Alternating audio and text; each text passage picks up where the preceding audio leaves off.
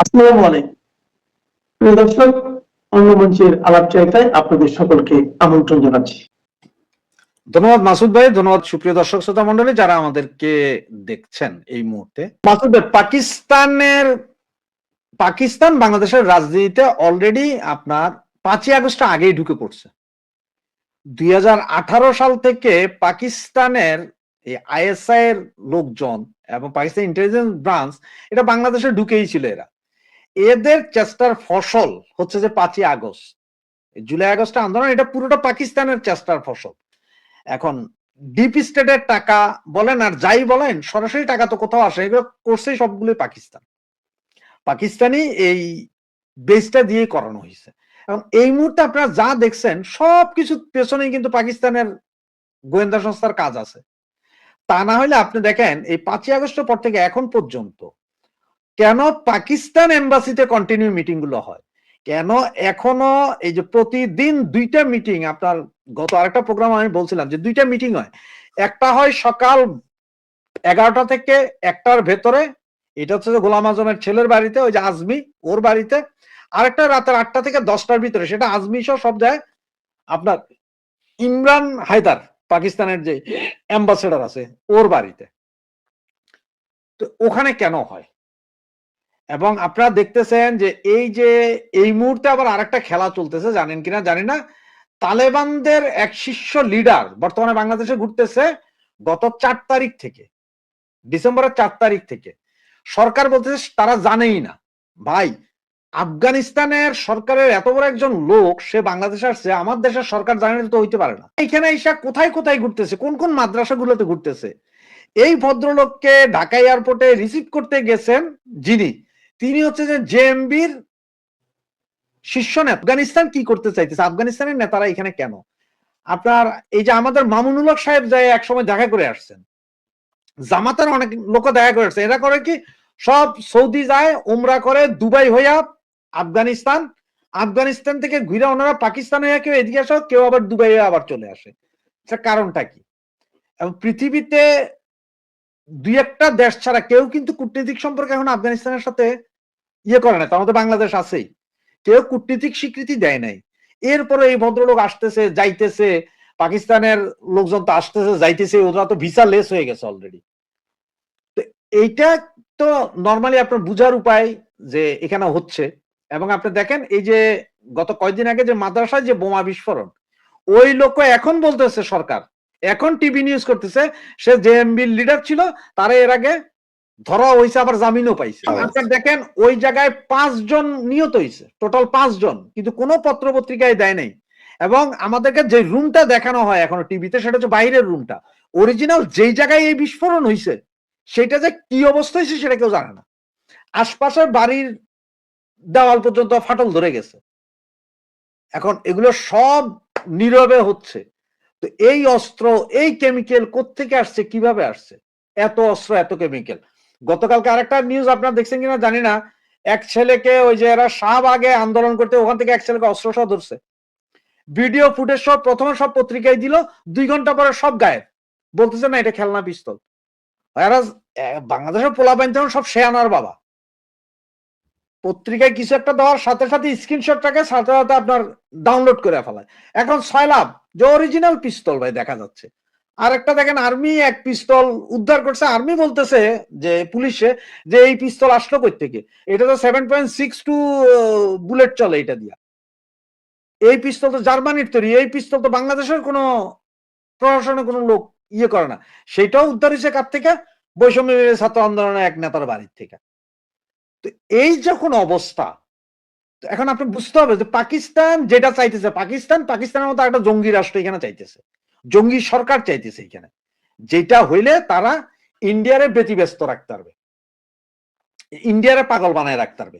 এটা হচ্ছে পাকিস্তানের মূল, যে ইন্ডিয়াকে ব্যস্ত রাখে। তো এটা খালি পাকিস্তান না, এখানে আমেরিকারও হাত আছে। কারণ আমেরিকাও চায় যে তোমরা পাকিস্তান বাংলাদেশ দিয়ে ইন্ডিয়ারে ব্যস্ত রাখো, আর আমেরিকা সোজা চায়নার উপরে চোখ রেখে দিছে। কারণ হচ্ছে যে এই আমেরিকাও জানে যে আগামী 10 থেকে 15 বছরের ভিতরে চায়না প্রথম ইকোনমি হবে। প্রথম ইকোনমি যদি চায়না হয় তাহলে চায়না মোরল হয়ে যাবে।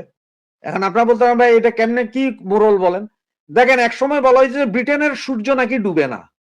ইস্ট ইন্ডিয়া কোম্পানি ওরা 200 বছর শুধু আমাদের না, পৃথিবীর সারা পৃথিবী শাসন করছে east India company, British. America স্বাধীনতা লাভ করছে ব্রিটিশদের থেকে, পুরো আমেরিকায় স্বাধীনতা লাভ করছে ব্রিটিশদের থেকে। তো সেই ব্রিটিশ যখন অর্থনীতি দমে গেছে আস্তে আস্তে, এই সময় ডলার উঠছে, কারণ ব্রিটেনের কাছে first world war second world ওয়ারের পরে আর স্বর্ণ ছিল না, তখন ডলার আপ।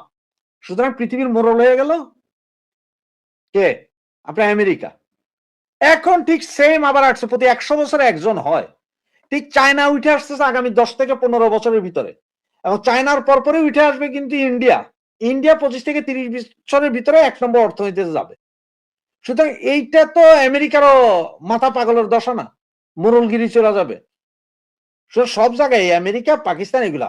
আজকে দেখেন নাইজেরিয়াতে বোম্বিং হচ্ছে, আমেরিকা আজকে অনবরত বোম্বিং করতেছে নাইজেরিয়া। কেন? আইএস ওখানে আছে, এখন নাইজেরিয়াতে আছে, এই জন্য নাইজেরিয়াতে বোম্বিং চলছে, ব্যাপক বোম্বিং। এই হচ্ছে যে যখন অবস্থা, তখন এখন আপনি মিলাইয়া দেখেন যে কি হবে আসলে। যে পাকিস্তান কেন, পাকিস্তান এই মুহূর্তে যেটা আছে, যে মৌলবাদী সরকার আছে, যা মৌলবাদীরা আছে, এদের তো পাকিস্তান খাইতে পারবে না। ঠিক আছে, ও ভিক্ষার টাকা আইনা হইলো এইখানে, এইটা চাইবে যাতে একটা অস্থিতিশীল পরিস্থিতি বাংলাদেশে থাকে, ইন্ডিয়া এটা নিয়ে পাগল হয়ে যায়। এটা হচ্ছে যে মানে ওই যে নিজের নাক কাইটা অপরের যাত্রাভঙ্গ, এই হচ্ছে যে পাকিস্তানের এখন। আসলে বাংলাদেশ স্বাধীন হয়েছে 2.0। কার সাথে স্বাধীন হইল? নতুন ভূখণ্ড যোগ হয়েছে? কয়েক হাজার কিলোমিটার কি আমরা ভূখণ্ড পাইছি, নাকি আমাদের আরো ভূখণ্ড চলে গেছে? কোনটা হয়েছে? স্বাধীনটা কিভাবে হয়েছে? কার সাথে যুদ্ধ করে স্বাধীন হইলো? বা আপনার ওই যে বলে যে চাপের রাজনীতি, আসলে চাপের রাজনীতি বলতে কি বুঝাইতে চাইতেছে পোলাপাইন? বা যেসব বুদ্ধিজীবীরা বলতেছে চাপের রাজনীতি, তাদেরই জিজ্ঞেস করেন না কি চাপের রাজনীতি ছিল। চাপের রাজনীতি কোনটা ছিল? ইন্ডিয়ার সাথে ওই যে আপনার ইয়ের চুক্তিটা, আদানির বিদ্যুৎ, সেটা চাপের রাজনীতি ছিল, সেটা তো এখনো বহাল। বাকি ইন্ডিয়া থেকে তেল, পেট্রোল, সাইল সব কিনবেন, সেটাও তো এখনো বহাল, আপনারাই কিনেন। তা আপনাদের চাপটা দিল কে? যে চাপের রাজনীতি, ওই আমরা চাপে ছিলাম, আধিপত্যবাদ। কোথায় আধিপত্য ছিল? আমি তো আধিপত্যবাদের কিছু দেখি না। এখন ধরেন ইউরোপীয় ইউনিয়ন পুরোটা একটা, 26টা দেশ, আলাদা আলাদা দেশ, কিন্তু ওদের কোনো বর্ডার নাই। যে যেখান দিয়ে পারে সেখান দিয়ে মাল, এই দেশের মাল ওই দেশে আনে। একটা ছোট্ট উদাহরণ দিলে হয়তো বুঝতে পারবেন। আমরা ব্রিটেনে থাকলে ব্রিটিশ কোকা আছে, ক্যান, ব্রিটিশ কোকার ক্যান, কোকার কি অবস্থা জানেন? ওই কোকা, আপনার ব্রিটিশ কোকা যদি ক্যান বাদ দেন, বোতল যদি খাইতে হয়, একটা বোতলের দাম নিবে 3 ইউরো, 3 পাউন্ড। তো সেটা না খাই আমরা কি করতে, টার্কিশ বোতল খাই, কোকা কোলা টার্কি, কারণ এটা 1 টাকা 75 পয়সা, সস্তা, যদিও টেস্ট একই না। ফ্রান্সে গেলে আমরা ফ্রান্সের কোকা কোলা লাগবে তাও 3 ইউরো, আবার বেলজিয়ামের কোকা 1.5 ইউরো। তো আমরা 1.5 ইউরোটা কিনা খাই, যদিও টেস্ট সমান না। ফ্রান্সের কোকা 3 ইউরো নিলে 3 ইউরোর কিন্তু আলাদা টেস্ট আছে আসলে। কারণ এরা কি তাহলে কি আধিপত্যবাদী আছে? ফ্রান্স কি করবো যে আমরা আধিপত্যবাদী আছি, সমস্ত বেলজিয়াম প্রোডাক্ট আমাদের এখানে পাওয়া যায়, টার্কির গ্রেক স্যান্ডউইচ আনি আমরা খাই, আধিপত্যবাদ?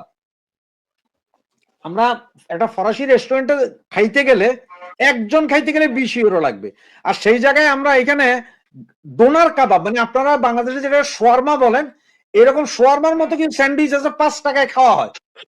ফ্রিজ দিবে, একটা শোয়ারমা দিবে, একটা কোক দিবে, 5 টাকা, একদম পেট ভর্তি জাম।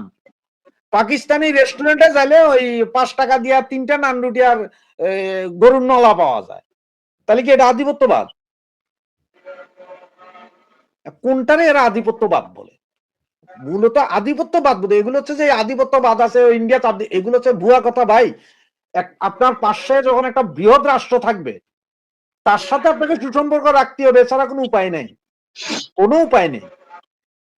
আমি 7 সমুদ্র 13 নদীর পারের একটা ইয়ের লগে তো আর কাম করে সুসম্পর্ক, খুব বেশি সম্পর্ক রেখে লাভ নাই তো। কারণ আমার আডা লাগুক, চাইল লাগুক, পেঁয়াজ লাগুক, আন্ডার প্যান্ট লাগুক, সব আনতে হবে ইন্ডিয়া থেকে। আর আমরা কোনো ইন্ডিয়ান আধিপত্যবাদ, আধিপত্যবাদ কি? এতদিন তো আমরা শুনতাম কি জানেন, আমি ওই দিন গত কয়েকদিনে একটা তর্ক করছিলাম, তখন দেখতাম যে মানে সচিবালয়ে 300 সচিবের মধ্যে 290 জনই হিন্দু সচিব, সব হিন্দু, সব এরা ইন্ডিয়ান। কোথায় এখন এরা? 26 লাখ ইন্ডিয়ান কই?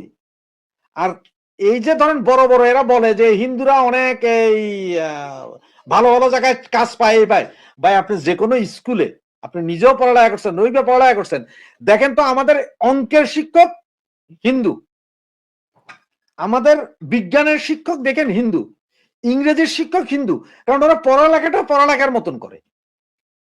আমরা তো পড়ালেখা করতে গেলে পড়ালেখার মধ্যে ওয়াজ করি 4.5 ঘন্টা, আমরা তো পড়ালেখা করি না। তো হিন্দুরা পড়ালেখাটাই করে, সুতরাং ভালো ভালো জায়গায় যায়, ভালো ভালো পড়তারে। আমাদের স্কুলের ফার্স্ট বয় সবসময় দেখতাম যে হিন্দু, মেয়েদের মধ্যে Hindu, first girl first boy. কি রে বাবা, আমরা কেউ কম্পিট করে পারা যাইতো না, সেগুলো তো আলাদা নাম্বার আইনা কেউ দিত না। এখন এই হিন্দু সব মানে ইন্ডিয়ান। তো ভাই তোমরা এখন কাহিনীটা হচ্ছে কি জানেন, এই যে আমাদের দেশটা হচ্ছে গোরা, পুরোটাই গোরা মুসলমান বলতে পারেন। এটা মুসলমান বলবো না, আসলে মুসলমান বলাটা খারাপ, এটা ওই গন্ডমূর্খ জাতি। এরা এরা সবকিছুতে দেখে যে ইন্ডিয়ার আধিপত্যবাদ, অমুকের বাদ তমুকের বাদ, ওনারা বহু কিছু করতে পারে, ওনারা স্বাধীন করছে, তো স্বাধীন করছে, দুইটা পারমাণবিক বোমা বানায় ফেলো এবার। ওই যে কালকে না পরশু রাজশাহী বিশ্ববিদ্যালয়ের পোলা একটা আছে না, দাতুসা, উমামা ফাতেমার ভাই মনে হয় একই, হে কইলো সিলেটের পাহাড়ের নিচে ইউরেনিয়াম আছে, ওই ইউরেনিয়াম নিয়ে আমরা বোমা বানাইয়া ইন্ডিয়ারে মাইরে দেবো, এই ভয়ে নাকি ইন্ডিয়া তটস্থ। চিন্তা করেন ভাই, ইরান আজকে 50 বছর ধরে চেষ্টা করে এখনো একটা বোম বানাইতে পারলো না, ইরানের মতন দেশ। আর এনারা এসে এখানে ওই কি কয় সিলেটের পাহাড়ের তলায় বলে ইয়ে আছে, ইউরেনিয়াম আছে। ও তো জামাতে ইসলামের পোলা, শিবিরের পোলা, হে হয়তো বোমা বানানোর টেকনিক জানে, কারণ তারা তো বিভিন্ন জায়গায় ইয়ে করতেছে। আপনার আমি একটা ভয়েস শুনাইতে পারি, জাস্ট আমার কাছে 1 ঘন্টায় একটা ভয়েস আসছে, আমি আপনাকে জাস্ট শুনাই একটু, একটা মজার বিষয় দেখেন। এখানে আমাকে 2টা ভয়েস পাঠানো হয়েছে, আপনারা ভয়েস গুলো একটু শুনেন, শুনলে বুঝবেন। নির্বাচনের জন্য তারা নির্বাচনের জাতীয় ইলেকশনের 10-15 দিন আগে তারা এই মিশন গুলো করাবে, নির্বাচনকে বানচাল করার জন্য পরিকল্পনা নিয়ে তারা অস্ত্রগুলো নিচ্ছে আমাদের এখান থেকে। ধন্যবাদ ভাই, সালাম আলাইকুম। নির্বাচনের জন্য তারা নির্বাচনের জাতীয় ইলেকশনের 10-15 দিন আগে তারা এই মিশন গুলো করাবে, নির্বাচনকে বানচাল করার জন্য পরিকল্পনা নিয়ে তারা অস্ত্রগুলো নিচ্ছে আমাদের এখান থেকে। ধন্যবাদ ভাই, সালাম আলাইকুম। রাশেদ ভাই, সালাম আলাইকুম। আমাদের এই খাগড়াছড়ি জেলা থেকে অনেকগুলো অস্ত্র জামাত শিবিরা চট্টগ্রামে নিয়ে গেছে বা নিচ্ছে তারা, সামনে কিলি মিশনকে সফল করার জন্য। দয়া করে চট্টগ্রামে আমাদের আওয়ামী লীগ নেতাদেরকে একটু সতর্ক করাবেন প্লিজ। আমাদের এখান থেকে এবার বুঝছেন, খাগড়াছড়ি থেকে অস্ত্র আছে, খাগড়াছড়ি থেকে অস্ত্র যায়, খাগড়াছড়ি থেকে যে সারা বাংলাদেশে অস্ত্র চলাচালানো এটা শিওর। সে আমারে খবর দিচ্ছে যে খাগড়াছড়িতে অনেক অস্ত্র নিচ্ছে জামাত শিবির, নির্বাচনের আগে কিলিং মিশনের নামবে। এখন আমি তার ইয়েটা দিতে পারলাম না, তার নাম ছবি দিতে পারলাম না, কারণ দিল্লি তো কট হয়ে যাবে। আর সে ভিডিও ফুটেজ সহ পাঠাই দিছে আমার কাছে। তাহলে এবার চিন্তা করেন, আমরা খালি আসি ভাই ইয়ের তালে। ওসমান হাদির হত্যা মামলার প্রধান অভিযুক্ত ফয়সাল করিম মাসুদ, তার এই ভিডিও বার্তাটি শুধু শুনিয়ে দিলাম প্রথমে, এরপরে তার যে পুরো ভিডিও বার্তাটি তার সেটা আপনাদের সামনে নিয়ে আসব। এখন যে প্রশ্নটা নিয়ে এখন আলোচনা করব সেটা হচ্ছে যে ওসমান হাদির হত্যাকাণ্ড নিয়ে আমি এই চ্যানেলে ইতিপূর্বে 3টি ভিডিও আপলোড করেছি। তার প্রথমটি ছিল 16ই ডিসেম্বর, তার শিরোনাম ছিল, সেই প্রতিবেদনের শিরোনাম ছিল ওসমান হাদির খুনিকে খুঁজে দিলেন আগাথা ক্রিস্টি। সেখানে আমি উল্লেখ করেছি যে আগাথা ক্রিস্টির ওপরে এই দায়িত্ব, তার যে ধরন, তার যে গোয়েন্দা অর্কুল পোয়ারো, তার যে ধরন তদন্তের, সেই অনুযায়ী এই খুনটি করেছে ওই ওসমান হাদির কাছের লোক, যাদের এই খুন হওয়ার ফলে যাদের লাভের সম্ভাবনা, তারাই তাকে খুন করেছে। অর্থাৎ মোটিভটা হচ্ছে বড় কথা।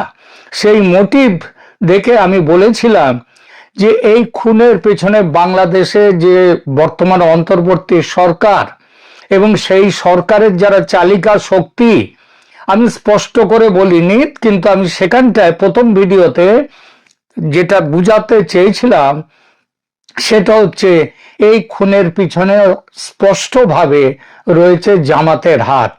এমনকি জামাতের এই কাজটি সম্পন্ন করার জন্য যে শুটার বা ভাড়াটে খুনিকে নিয়োগ করা হয়েছিল, সেই খুনির নিয়োগের পেছনেও ছিল এই সরকারের সঙ্গে যারা আছে একদম উঁচু মহলে। তারা কারা? মোহাম্মদ ইউনূস এবং জেনারেল ওয়াকারুজ্জামান। আমি ইঙ্গিত করেছিলাম এই যে ভারতের ওপর দোষ দেয়া হচ্ছে, আওয়ামী লীগের ওপর দোষ দেয়া হচ্ছে, এরা কেউ নয়। এই খুনি হচ্ছে এই সরকারের ভেতরে যারা একদম উঁচুতে বসে আছেন তারা। আমি আমার দ্বিতীয় ভিডিও করেছিলাম তার 3 দিন পরে, যেদিন হাদি মারা যান, এবং সেই দিনের ভিডিওতে আমি বলে এসেছিলাম, আরো স্পষ্ট করে বলেছিলাম যে এই ভিডিওর পেছনে যে জামাতের হাতের কথা সেটা সেখানে বলেছিলাম। এবং 26 তারিখে আমি সেখানটায় নিয়ে এসেছিলাম এই বক্তব্য যে হাদির ভাই ওমর হাদি তিনি বলছেন যে এই খুন করা হয়েছে নির্বাচন রুখতে। অর্থাৎ আমি প্রথম দিন যেগুলো বলেছিলাম ঠিক সেই জিনিসগুলো পরবর্তী সময়ে একেবারে কাঁটায় কাঁটায় মিলে গেল। এই পরিপ্রেক্ষিতে আমি তৃতীয় দিন অর্থাৎ 26 তারিখের ভিডিওতে আমি এটাও বলেছিলাম হাদির খুনি বর্তমানে কোথায় আছে। আমি বলিনি যে ওই ফয়জাল করিম মাসুদ তিনি হাদিকে খুন করেছেন, এটা বলিনি। আমি বলেছিলাম যিনি খুন করেছেন তিনি এখন রয়েছেন পাকিস্তান দূতাবাসে। এই পাকিস্তান দূতাবাসে তিনি রয়েছেন এবং এই আমার থাকাটা আমি সম্ভবত আমি সবার আগে পাকিস্তান দূতাবাসে রয়েছে হাদির খুনি, সেটা আমি প্রথম বলি। তো আমি ছাড়াও এই কথাটি বলেছেন আমাদের আর একজন বাংলাদেশের বিখ্যাত সাংবাদিক শোয়েব চৌধুরী। ইনভেস্টিগেটিভ জার্নালিজমে বাংলাদেশে যা জুড়ি মেলা ভার, সেই শোয়েব চৌধুরী স্পষ্টভাবে বললেন যে ওসমান হাদির খুনি রয়েছে ঢাকার পাকিস্তান দূতাবাসে। আর আমি আমার গোপন অসমর্থিত কিন্তু ভীষণভাবে নির্ভরযোগ্য সূত্রের ইনপুট থেকে আমি 26শে ডিসেম্বরই আমি বলেছিলাম যে তিনি আছেন, যে খুনি যে খুন করেছে ওসমান হাদিকে, সে পাকিস্তানের হাই কমিশনে রয়েছে। মিলে গেল আমার কথাটা। আবার দেখুন এই খুনের পরে এখন একটি ভিডিও বার্তা বেরিয়ে এসেছে। এই দাউদ খান বা ফয়জাল করিম মাসুদ তার যে ভিডিও বার্তাটি, সেটি এখন চারদিকে খুবই সাড়া ফেলেছে চারদিকে। কি সেই ভিডিও বার্তা? এই ভিডিও বার্তা প্রথম একটুখানি অংশ দিয়ে আমি এখানে শুরু করেছিলাম, আজকের এই প্রতিবেদন শুরু করেছিলাম। এইবার আমি ফয়জালের ভিডিও বার্তায় যে বিষয়গুলো প্রধানত উঠে এসেছে তার মূল অংশগুলো ছোট্ট করে বলছি। ভিডিওতে প্রথমত ফয়জাল নিজেকে নির্দোষ দাবি করে বেশ কিছু চাঞ্চল্যকর অভিযোগ করেছেন। তিনি ওসমান হাদিকে হত্যা করেননি এটা বলেছেন, এবং বলেছেন যে হাদি তার বন্ধু ছিলেন এবং ঘটনার সময় তিনি কাছাকাছি থাকলেও তিনি কোনো গুলি চালাননি। ষড়যন্ত্রের অভিযোগ সেটা তিনি করেছেন। তিনি বলেছেন কি যে তাকে বলির পাঁঠা বানানো হচ্ছে। একটি নির্দিষ্ট মহল, সেই মহলের নাম তিনি প্রথমে উল্লেখ করেননি কিন্তু বুঝিয়ে দিয়েছেন যে তিনি বলেছেন যে জামাতের সঙ্গে তার ঘনিষ্ঠতা ছিল, তিনি জামাতের সাথে যুক্ত ছিলেন ওসমান হাদি। এবং তিনি অভিযোগ করেন এই ফয়সাল, যে একটি গভীর ষড়যন্ত্রের মাধ্যমে তাকে এই ঘটনায় ফাঁসানো হয়েছে যাতে মূল অপরাধীদের আড়াল করা যায়। তাহলে একটা প্রশ্ন আসে, কেন তিনি দেশ ছেড়ে পালিয়েছেন?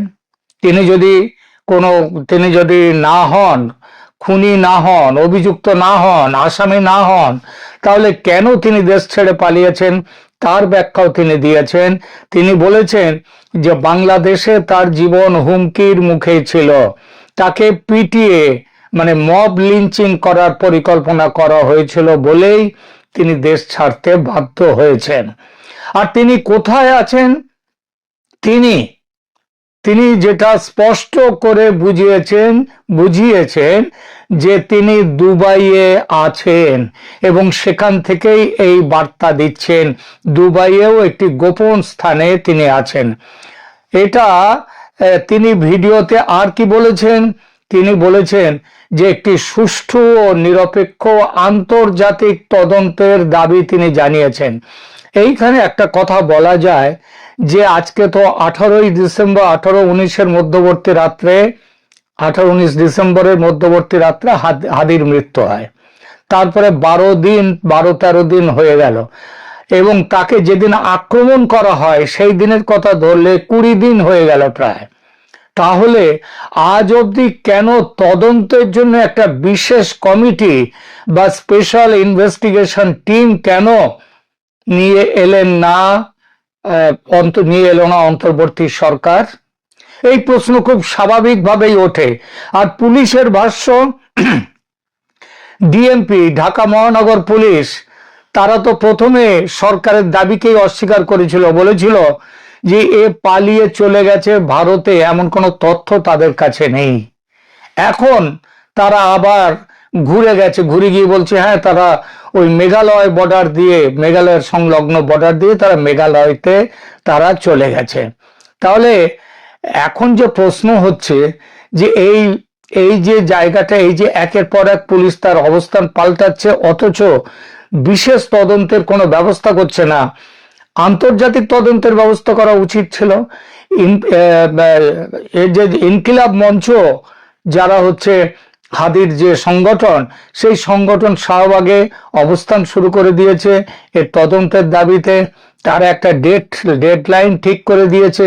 তা সত্ত্বেও কেন সরকার এই ব্যাপারে বিশেষভাবে কোনো উদ্যোগ নেয়নি তদন্তের? কেন কোনো আন্তর্জাতিক তদন্ত করার ব্যবস্থা করা হচ্ছে না? তাহলেই তো দুধ কা দুধ, পানি কা পানি হয়ে যেত। সুতরাং এটা এই সরকার করবে না, কারণ খুনের চক্রান্তটা হচ্ছে এই সরকারেরই নিজেদেরই পরিকল্পনার অংশ।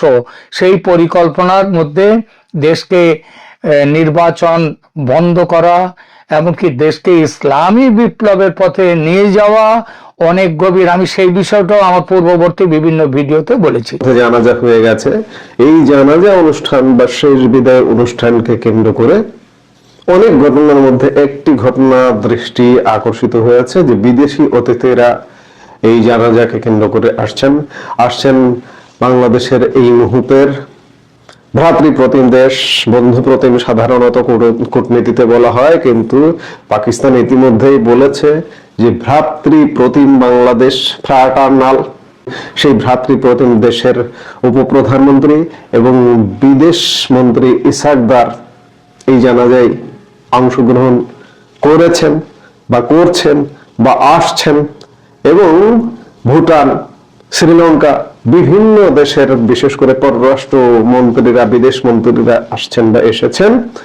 এর মধ্যে সবচেয়ে আলোচিত খবর হচ্ছে বাংলাদেশের সাবেক প্রধানমন্ত্রী এবং বিএনপি চেয়ারপারসন বেগম খালেদা জিয়ার শেষ বিদায়ে যোগ দিয়েছেন ভারতের বিদেশ মন্ত্রী এস জয়শঙ্কর। মঙ্গলবার ঢাকায় ভারতীয় হাই কমিশনের সংবাদ মাধ্যমে দেওয়া এক বার্তায় এই তথ্য জানানো হয়েছে। এর আগে বেগম খালেদা জিয়ার মৃত্যুতে শোক প্রকাশ করেন প্রধানমন্ত্রী নরেন্দ্র মোদী। আমি শুরুতেই শিরোনামে বললাম যে শেরের উপর ফোয়াশের কূটনীতি। এই শের, মন, কেজি, এখন আমরা কেজির যুগে আছি। শের মন জিনিসটা আমরা দেখেছি, আমাদের প্রজন্ম হয়তো শেষ দেখেছে। আমরা খুব ছোটবেলায় তখন ওজনের একক হিসেবে ছিল সের। তখন আমরা শুনতাম, এবং এখনো মুরব্বীরা বলেন যে কেউ যদি কারো থেকে একটু বড় হয় বলে যে সেরের উপর সোয়াশের। বর্তমান বাংলাদেশে যে অবস্থা দাঁড়িয়েছে, যে বাংলাদেশের ইউনূস সরকার, ইউনূসের প্রধান পৃষ্ঠপোষক জামাত, এনসিপি, তাদের মধ্যে চরম তুমুল ভারত বিরোধিতা বিদ্যমান। আর এই ভারত বিরোধিতাকে ভেঙে চুরমার করে দিয়ে ভারতের বিদেশ মন্ত্রী এস জয়শঙ্কর বাংলাদেশের সাবেক প্রধানমন্ত্রী বেগম খালেদা জিয়ার জানাজায় অংশ নিচ্ছেন। আমি এটিকেই বলছি যে শেরের উপর সোয়াশের কূটনীতি। ইউনূস কি কূটনীতি করবেন? ভারতের বিদেশ মন্ত্রক, ভারত সরকার তার থেকে বড় কূটনীতি করলেন বিশেষ করে খালেদা জিয়ার শেষ বিদায়ে জানাজায় ভারতের একজন উচ্চ পর্যায়ের প্রতিনিধির অংশগ্রহণ, বিদেশ মন্ত্রকের মন্ত্রীর অংশগ্রহণ, ভারতের পঞ্চ পাণ্ডবের একজনের অংশগ্রহণ। এটিকে নিঃসন্দেহে আমি শেরের উপর সোয়াশের কূটনীতি হিসেবেই দেখছি। এই মুহূর্তে বাংলাদেশ ভোটমুখী, আর এই ভোটমুখী বাংলাদেশে জয়শঙ্করের এই আগমনকে অত্যন্ত তাৎপর্যপূর্ণ বলে মনে করা হচ্ছে। আমি তো এক বাক্যে বলেছি যে এটা শেরের উপর সোয়াশের কূটনীতি।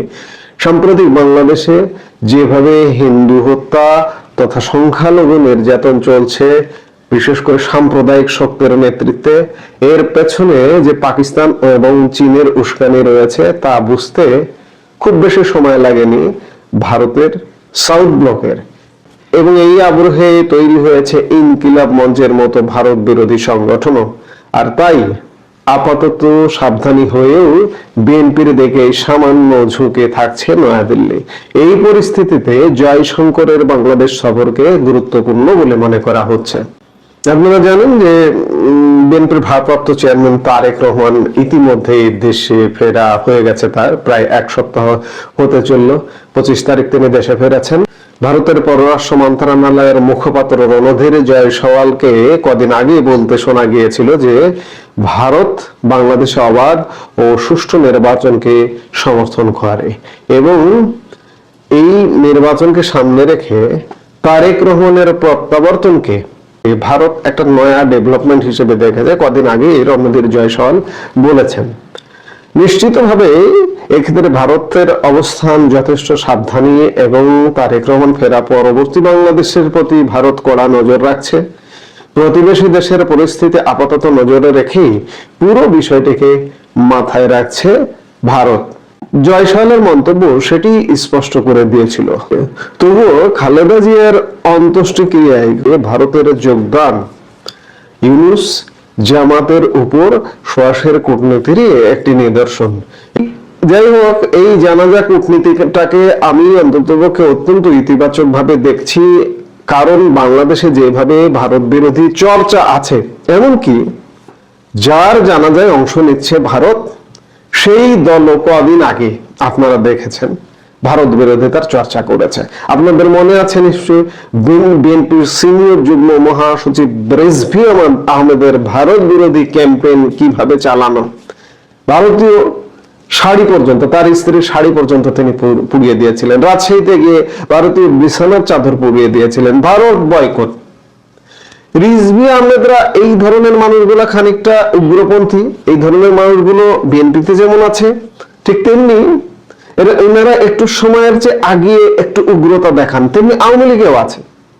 আওয়ামী লীগের এই মুহূর্তে আমার মনে পড়ছে আওয়ামী লীগের হাসান মাহমুদ এমন একজন মানুষ ছিলেন যার কথায়, বার্তায়, কর্মে মনে হতো যেন বিরোধী পক্ষ কোনোভাবে না দাঁড়াতে পারে। বিরোধী পক্ষের প্রতি মানে শিষ্টাচারের আচরণ সম্পূর্ণ কথাবার্তা তার ছিল না। ঠিক তেমনি রিজভী আহমেদও খানিকটা তেমন। কিন্তু এখন কি হয়েছে, আপনারা অন্তর্পক্ষে গত 20 দিন যাবত বিএনপির মুখে কোনো ভারত বিরোধিতা দেখেছেন? দেখেননি। ভারত বিরোধিতায় যেন কুলু পেটেছে। সেই জায়গা থেকে এই যে বললাম খানিক আগে যে ভারত খানিকটা বিএনপির উপরে ঝুঁকেছে, এটা সাময়িক প্রেক্ষাপটের কারণে, কারণ ভারতের উপরে চাপ আছে।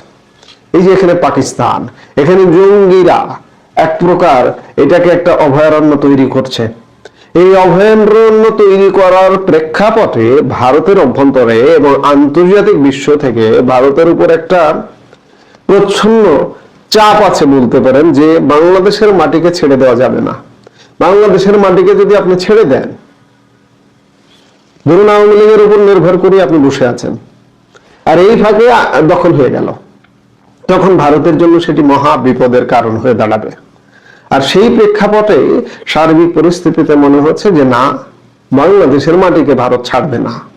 এবং এই যে জয়শঙ্করের বেগম খালেদা জিয়ার জানাজায় অংশগ্রহণ করাটা আরেকটি নয়া সংযোগ।